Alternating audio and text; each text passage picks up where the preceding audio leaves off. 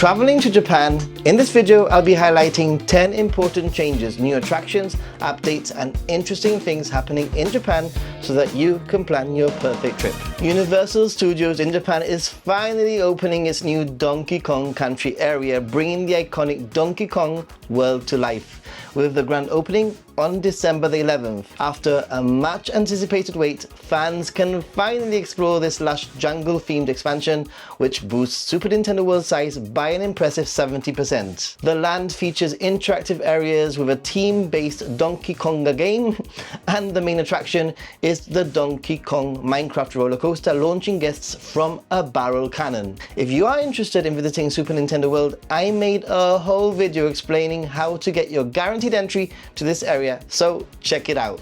There's a new Gundam statue in town, standing tall at the site of the Osaka Kansai Expo in 2025. This massive Gundam statue is ready to greet visitors as it brings the iconic anime robot to life. This Gundam was completed on October 23rd, and it's a life-size replica from Mobile Suit Gundam, standing with its right arm reaching a towering 16.72 meters high in a dynamic kneeling pose that symbolizes forging in a new era in space exploration. This will be part of the Gundam New Future Pavilion hosted by Bandai Namco, with the pavilion's theme being a future where living in space is taken for granted. So, although this one will be a static display, unlike the awesome Gundam factory at Yokohama that's no longer there unfortunately, I think that this pose in many ways is more epic. Tokyo Metro has introduced an official Tokyo Metro for Tourists app designed specifically for international visitors. It's free and available in 6 languages and offers special features like personalized sightseeing recommendations based on your preferences. This app makes navigating Tokyo subway system so much easier for first-time visitors, but if you are looking for a comprehensive step-by-step guide to Tokyo's train network, I've also created a video covering all the essentials. There's no New Year celebration at Shibuya Scramble Crossing. For those planning to ring in a new year in Tokyo, here's a heads up. Shibuya's iconic New Year's Eve countdown at the Scramble Crossing has been cancelled again. This event used to draw crowds of up to 120,000 people, but the city has decided to forego celebrations for now. Instead, I actually recommend visiting a temple for a traditional New Year's experience. It's a serene and cultural way to welcome in the year, completely different to what you might experience back home. The likelihood is that you've come across a few of my videos, maybe a guide, a stream, an update like this one, and if you're new then, hi, I'm Nathan. Thanks for watching. I try to help as many people stay informed and plan a successful trip to Japan. Please consider subscribing. It's only a click or a tap for you, but it's a powerful way to help me continue making content and helping future travelers. And if you do want to help support me even further, then I also have some affiliate links that can help you stay connected with Pocket Wi-Fi or eSIM and even book experiences and attractions. Thanks for listening. I really appreciate your support. Warm weather continues to delay Japan's autumn foliage. I've covered this before, but there's not too far to go as Tokyo's ginkgo leaves are going to peak on November the 29th and red maple following on December the 5th, tying the latest record from 1990. Despite the delay, leaf viewing spots across Japan still promise beautiful displays for those visiting this fall, and from my experience, higher elevations and spots are already starting to see these beautiful awesome colors.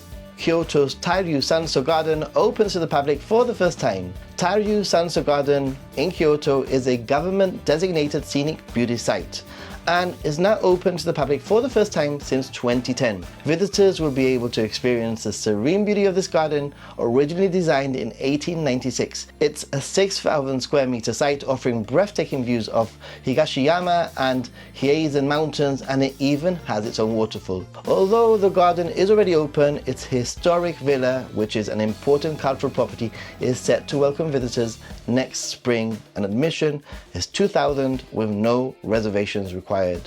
For now anyway. Escalators might change. Did you know that in Tokyo, when you're riding an escalator, you typically stand on the left but walk on the right?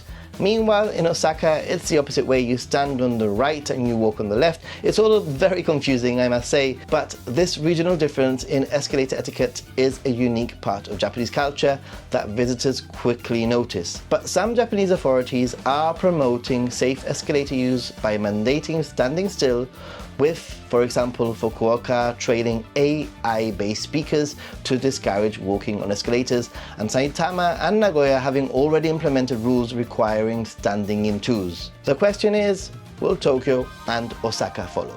Tokyo's mega fountain is set to open in Odaiba by 2026. For those of you planning well in advance, or the many of you who are return travelers, Tokyo's Odaiba Marine Park is set to welcome one of the world's largest fountains by March 2026. At 150 meters tall and 250 meters wide, the 2.62 billion Odaiba fountain, I think it's going to be called, will feature cherry blossom inspired designs with lights and music, creating stunning displays against Tokyo's iconic Rainbow Bridge and Tokyo Tower. This is expected to attract 2.5 million visitors annually, like me, and is part of a revitalization plan for Odaiba alongside other developments like the Toyota Arena in Tokyo. Just in case you do decide to cycle in Japan, there's a new traffic law for cyclists using their phones in Japan. These new rules will mean that cyclists in Japan will face up to 6 months in jail or a fine of 100,000 yen. Although the total number of traffic accidents is declining in Japan, the proportion that involves bicycles is on the rise. Unlike many other countries, riding bicycles on the pavement is allowed in usually law-abiding Japan and a common sight. In addition, cycling whilst drunk can lead to up to 3 years in prison or a fine of 500,000 yen. Tourists should remember that these laws also extend to them. Always be a responsible cyclist and tourist. Mizuma Railway in Osaka Prefecture is running a unique digital art train until December the 1st, offering passengers a stunning projection mapping display along a 5.5 kilometer journey between Kaizuka and Mizuma Cannon stations. Opened from 6 p.m. to 9 p.m, the 2-car train features 8 projectors that create ever-changing colourful patterns, captivating riders and inspiring plenty of smartphone photos. Part of the Digital Arts Festival in Mizuma Cannon 2024, this train ride celebrates Mizuma's railway's 100th anniversary, making it a must-see if you can make it. A quick reminder to be respectful. Temples and shrines are considered spiritual locations or places of worship. Don't give tourists a bad name by using torii gates like pull-up bars, being a nuisance by dancing on the train or carving your names on anywhere, let alone on torii gates. Although these are just some recent examples, it unfortunately gives tourists a bad name. On that note, catch you in the next video. Subscribe and like the video to help support the channel. Stay positive and be a happy gaijin. Bye! And if you watch all the way to the end and you might want to support me even further, check out my Patreon. See ya.